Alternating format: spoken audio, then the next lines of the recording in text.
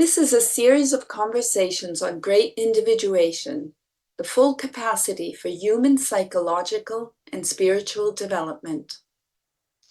Murray Stein is a celebrated Jungian psychoanalyst living in Switzerland, and Jim Manganiello is a pioneering depth psychologist and a long-time Dzogchen practitioner living in Boston.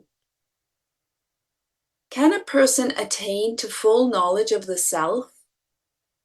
In this conversation, Murray and Jim consider the possibility of attaining to the great individuation, the experience of the self with a capital S.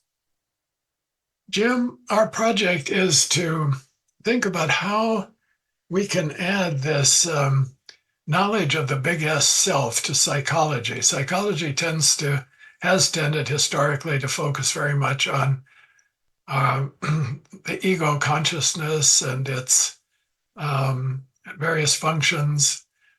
Jung wrote a lot about, how we function typologically, thinking, feeling, so on. And a lot of psychotherapy is focused on that level. But we want to add a kind of knowledge that has been developed over a long period of time. And it's a kind of, as we say, gnosis that belongs to psychology and to the individuation process. So the question is, how can we make this knowledge available? What is the essential feature, would you say, of knowledge about the self with a big S self? Well, your comments make me think a little bit of Jung was very uniquely at play in the perennial tradition of this tradition that we've talked about that's existed for thousands of years. Yes. In which people were really attending to the dilemma of how to live a deep and meaningful life in connection with what we could call the heart. Not the heart as an organ, but as an image or a symbol of the deepest, innermost nature that's within us. Also, we could certainly call the self. Jung, in my view, brought this project, this vision, into psychology. Yes, right. In a very deep and profound way, not just a conceptual way. He was busy at work in his own laboratory, doing the work that's necessary to have this experience of gnosis, which I'd like to think of as an experience of ultimate reality, which is one and the same with our own nature, also known as the self. My sense is that we all have that in us. It's like this inexplicable itch that occurs now and then, but we can't quite identify where it is to scratch it properly. Mm-hmm. But each of us has a hunger, an appetite for this depth and meaning that's our own nature. But it tends to get covered up so totally and so completely. And there are no longer that many cues available in the culture at large to assist us in pulling our attention into that issue. So we get, I think, terribly confused and identified with a false identity, with a persona. And everybody else seems to be identified. So the meaning of life seems to be, I've got some gas in the tank, some money in the bank, a refrigerator, and a 55-inch TV. That's it. Yeah, exactly. So life gets reduced to materialism at a very shallow level. I recently heard about a movement, though, that interested me. I hadn't heard of it before. Have you? It's called the New Materialism. And it's apparently there are a few books written about it, and it's sponsored mostly by ecologists and feminists. And what their argument is that material isn't dead, it's alive. And so, when you speak of trees, or you speak of animals, or you speak of rocks or lakes, um, those aren't dead objects, or inert, something you could just Right. manipulate without Right. them responding. They respond. They also, there's an interactive field, okay, Yeah. that needs to be observed, and we need to become sensitive to it. So that's a different view of materialism. Materialism usually sees materials as dead. This would see them as alive, and we're in relation to them. Is Yes. that part of the biggest self-realization, that we are? I don't think there's any question. I mean, if we look at the biggest self as the ultimate experience of pure being, the recognition is not, or the realization is not dualistic. It's what's called non-dual. And by that I mean it's an experience that doesn't have an I or a me as the subject, with the capital S self as the object, which is the way human beings tend to operate. Yes. That's kind of an artifact of our species. We have a particular way of being in the world, and we tend to mistake that as an absolute way of being in the world. So, for example, human beings tend to think that who we truly are is inside, and then the world is outside. Yes, right. And the world that's outside is actually there, Mhm. when in fact it isn't. Mhm. As we imagine it to be. There, I know we've talked about this before, but your Mhm. example in this materiality issue, let's say a tree. Most people today, if you ask them what's a tree, oh, that's a tree, and that's it. Yeah. And sometimes they confuse the name with the tree. But I think what we're talking about is a level of consciousness that would sit with a tree for an hour Mhm. and intuit Yes. experience that goes along with that tree, with a respect for its life and mystery there. It's a very different relation to nature. Yes, Yeah. yes. So Mhm. the experience of the self is an experience of what's sometimes referred to as primordial awareness, or it's non-dual. It's not like Jim or Murray are there experiencing it as separate from Jim or Murray, but it's a movement into the recognition and realization that there is one reality, and that we are part of it, and we can call it the self, we can call it God, we can call it the unus mundus, but those are names for this direct experience of who we truly are. Now, these names, we give words, we put language um, to what we're talking about, to this experience of the big S self. So when we read about it, there are books about it. Jung wrote about the self a great deal. Other people have written about it. Um, when you when you get the concept in reading, that's duality, isn't it? There's you, and then there's the book that you're reading and the concept. So you are studying a concept. Yes, You're not experiencing what the concept is yes, referring to. You're just experiencing the concept. So you've got something in your mind, some words, but is there a way to take, intellectual knowledge is very valuable, and it's a way to introduce our our being, our species, to something else. Perhaps, I mean, reading deeply can become a very important experience, or it can lead to experience. right. Are there any texts that you know of that would not only give the concept of the experience of the self, or description, but would actually take a reader um, into the experience, would lead them into the experience? The Bible does this for some people, Yes. but yeah. Yeah, I would think any text that's somewhat anchored into the reality of the self, um, would be able to spark up somebody that's reasonably open. But that spark, unfortunately, lands on wet wood, so to speak. It doesn't start a fire. It's insufficient to start the fire. Some experience has to be added to that.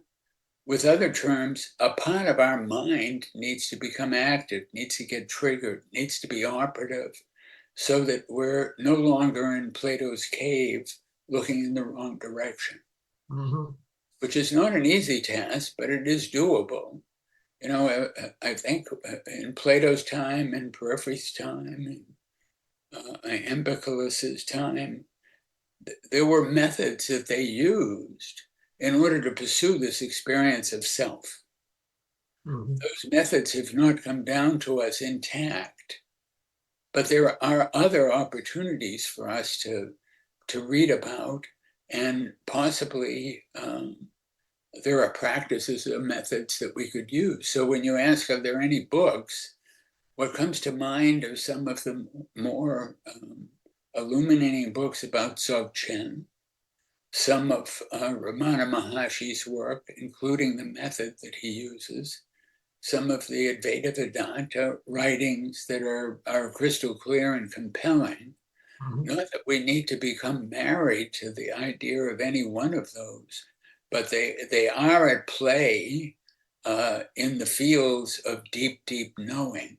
Yes. And I do believe that that's an appropriate and very fertile step for people to take. It's hard to come across these writings in everyday life. You have to be looking for them. You don't run into them accidentally, typically. So, but I do think it's possible, that it's very possible. And as we've talked about, as psychology individuates further, it will include that as a natural part of its own nature. That is, this is the work of psychology. Yes, well, psychology is the study of the mind, isn't it? A study of the psyche, the mind. Yes, yes, yes. And what we're saying is that this is a part of the mind. This is a place in the mind that's been largely neglected. It was left to the religions. I mean, the religions talked about this. They some of the mystics and so on would enter it very actively and draw great inspiration out of it for their lives, and then out of this love that they experienced at the well, they would feed others, give others water. So it had a very fruitful effect, and we want to include that within the domain of psychology. It's not that we're robbing religion. Religion can go on its own, but we want to add it to psychology, as some people in the religious world want to add psychology. I talked recently to somebody who was very involved in religious life and felt a need to add psychology to their religious activities and ways of approaching the could say the spiritual life. So we want to say spiritual life and psychological life are related. They're intertwined. They're connected, and we want to connect them more deeply, right? Yes, very well said. You know, what you made me think of is the idea, which I think has often not been understood properly, but the spirituality and psychology are interdependent parts of the mind. They are connected to different realms of the mind, if you will. And if we take deep, profound spiritual revelation in the sense of the encounter, the direct encounter with gnosis, the revelation of the self, aka God, the beloved, the onus mundus, we're using the word to capture the essence of its depth. But what winds up happening is that revelation gets boxed as religion. There's a a kind of stepping down of the potency and the power of the revelation. And it begins to be limited to a form that becomes an organized way to try and honor it and contain it or protect it, which is an absolute step in the wrong direction. Because then it becomes reified. People begin to think that they're no longer looking at the dark part of Plato's cave, but they're looking at bright sunlight, when in actual fact they're not. They've had a glimpse, they've had an intimation. So how can psychology move in the direction to give people the understanding, to wash in the canvas, for them to be able to experience directly the self and to be able to sustain a continued connection to it, because it tends to bring forth, give rise to a kind of self-arising wisdom that really is transformative in the direction of making conscious what typically is unconscious. I think this is, for me personally, I think this is what Jung's work was about. This is what speaks to me about his work. And I think sometimes people drive by that part of it. Yeah. The intellect is very seductive, and he was so capable as an intellect. And you know, we've talked about Jung number one, number two, as is the case for all of us. But his number one was preoccupied with the things that were not quite at the depth of reach that his number two was. Yes. Fortunately, he set up shop at number two sufficiently to leave behind treasure. But we have to be close to our number two, as it were, to a more essential part of us, not only to recognize the treasure that he left, but to realize that it was a work in progress. It wasn't meant to become a fixed, complete vision. We still have the obligation and responsibility to make the most of it and to carry on the work. And to add to it, yes. Yes. Jung took great interest in dreams, you know, as a source. Right. And, Right. if, you know, in his autobiography, Memories, Dreams, Reflections, he writes about a lot of dreams that he used to guide himself. And there are a couple or several of them in there that were for him kind of breakthroughs to, you could say, to a vision of the self. I'm thinking of the famous Liverpool dream, where he comes upon this tree on an island in the middle of an intersection, and the tree is emitting light. And this experience of light seems to have been very important for him as you know, the presence of the self, light. Has that been your experience? Is light? You've mentioned love many times. I think that's a part of it also, the heart. But, and of course we use the word enlightenment. Right. So Yeah, I think that's correct. yeah, No, light's I think both are quintessential components of the direct encounter, the direct realization of the self. That is, the light is almost in a superordinate sense the cognitive component of the experience, and the love is the heart experience, and they're inseparable. My own experience is that it's only the part of our minds that breaks things up into pieces that would separate them and think that there could be more of one, that they're like one, they're this unified experience. But all we can do is talk about it unless we have the experience. Yeah. So part of what psychology, the individuation of depth psychology, is moving in the direction of understanding this experience, but also enabling people to experience it. That would be the practical side, the therapeutic side, I guess, rather than not the theoretical side, but how to experience it oneself and help others to experience it. I think therapeutic in the largest, deepest sense of the word, which is like Jung would say, I believe, and you would say in your comments and writings on individuation, is that the experience of the numinous Yes. in and of itself a healing factor. That kind of reorganized the chemistry, if you will, of personality in such a way that the heavy burden of afflictions lightens. That there's more fresh air in the personality. That a person is not so burdened and literally entranced by painful experience and things. Yeah. Another image that I have is that, if you're living in darkness with very limited light and you don't realize it, it seems to be the way things are.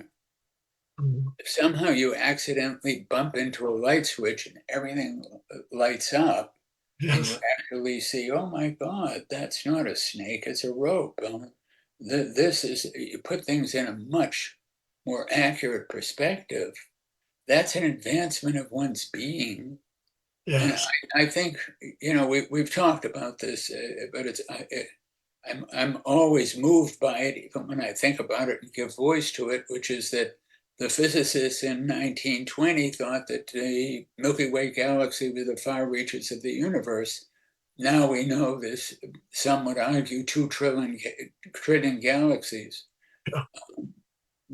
We're in a position where psychology really needs to move. Needs to open up to the new galaxies, to the deeper layers, we could say. Without question, because Yeah. it would seem that we're, this clock they have, how close are we to species destruction? We seem to be pretty close. I mean, Right. we got the atomic weapons, but we also have climate change, which it seems to be ignoring. Yeah. Not everybody, but most people.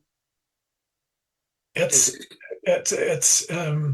some people have talked about a death wish, that the species has a death wish. I don't quite believe that, but it has inertia. There's a tremendous inertia. Once a culture gets formed and habits are established, like driving a car every day Yeah. for an hour to work, an hour back, it's very hard to change these habits. Right. I think COVID helped in the sense that people started staying at home more. Very true. Very Yeah, true. it takes some kind of major event to change these cultural forms. You can't just do it with preaching or words or education.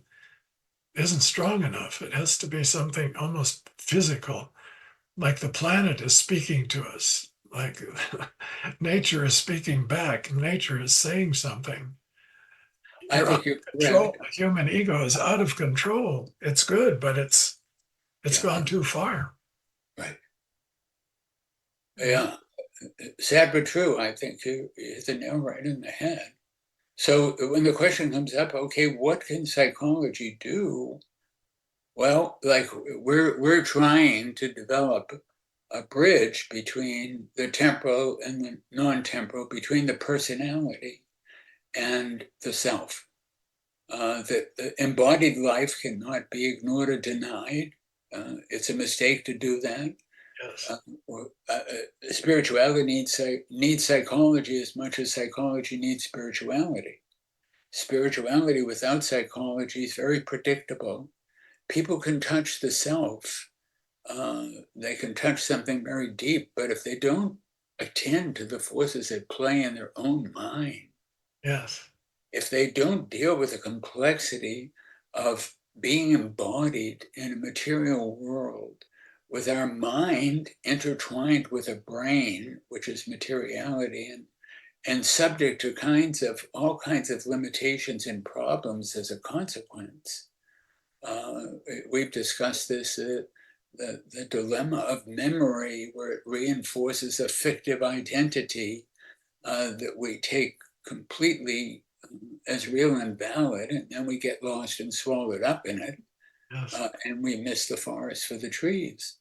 I think psychology, in the same way that we look at dreams, that we understand that if one doesn't deal with, become aware of their shadow, if one doesn't whiten their complexes, they're going to stay very limited in life.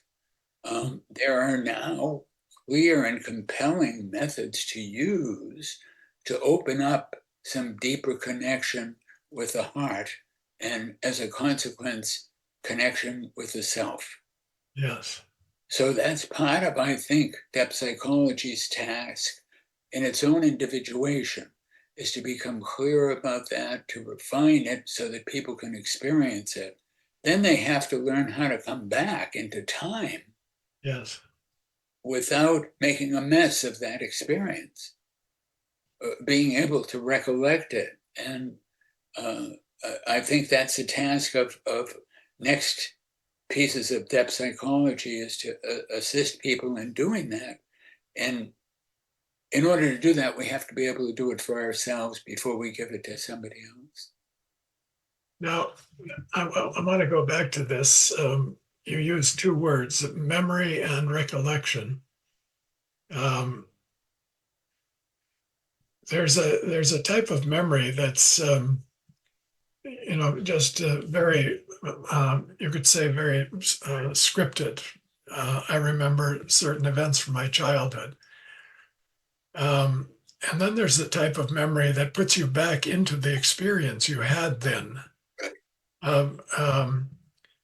Proust writes about this very vividly and very powerfully, that one day he was taking a cookie. He was an adult taking a cookie and dipped it into some tea and tasted it. And suddenly he was back in his childhood. Yes. And he was reliving it. And these memories were so powerful, he spent the rest of his life writing remembrance of things past. The experience of the numinous, let's say, needs to become more than just, oh, I remember going on a trip and suddenly I saw something, and write it down in a few sentences and you tell somebody else.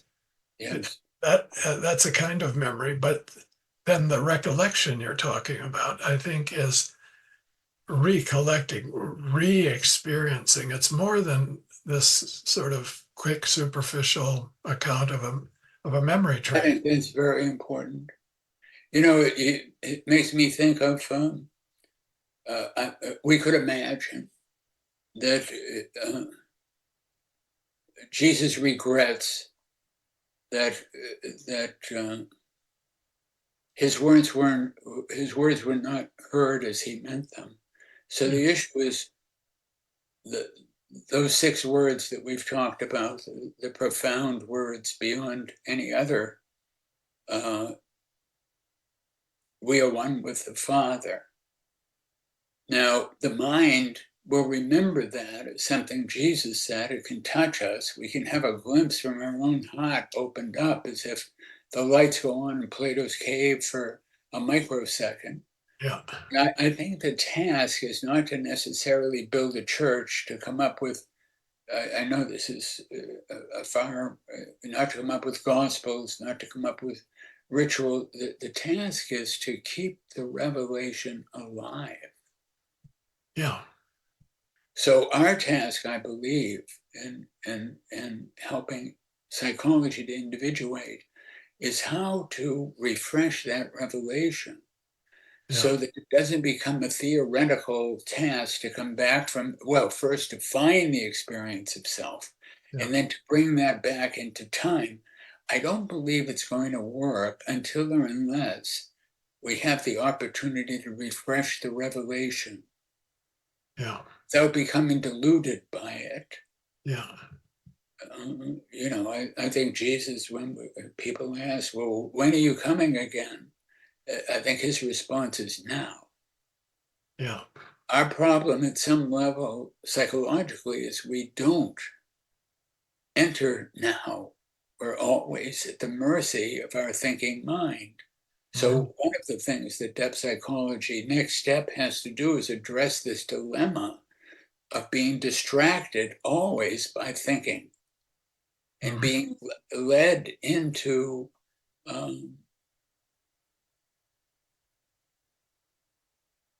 narratives and storylines that tend to reify our belief in this mistaken identity as I or me, without a connection to the self, without a connection to our innermost core. Well, the storyline, yeah. Can the storyline take you back to the source if you follow it in the right way? You know what I mean? Yes. Yeah, to the Right. stories can sometimes, yeah, I don't know where I'm going with this exactly, but a storyline might lead to the recollection, and then the story sort of disappears, and you're back in the numinous moment, and it refreshes it. Refreshing is also a rather mild term. It needs to be cemented in somehow, doesn't it? It needs to be what we say integrated. Yes, I think that's the key word. Yeah. You know, and in some of the traditions, Dzogchen in particular, Dzogchen psychology or mind science, the task is to integrate the experience of ultimate reality into everyday life, which is a profound realization. And the good news is that I think the invitation is to put these methods to use, test them. Are they valid and reliable or not? Yeah. If we know how to do it. The problem with even that is that we still have the firestorms of temporal psychology that needs to be addressed and understood. Yeah. You know, otherwise, unbeknownst to ourselves, we're running into a spiritual bypass yet again. Yes, absolutely. And that's what we want to avoid doing. We certainly don't want to do the bypass. We want to make a connection that is alive for both sides. Yeah. Yes. Yes. Interactive, not avoiding anything, deepening things. Right. That's our project, Jim. We'll continue another Sounds good, Murray. time. Sounds good. Good. Okay. Right.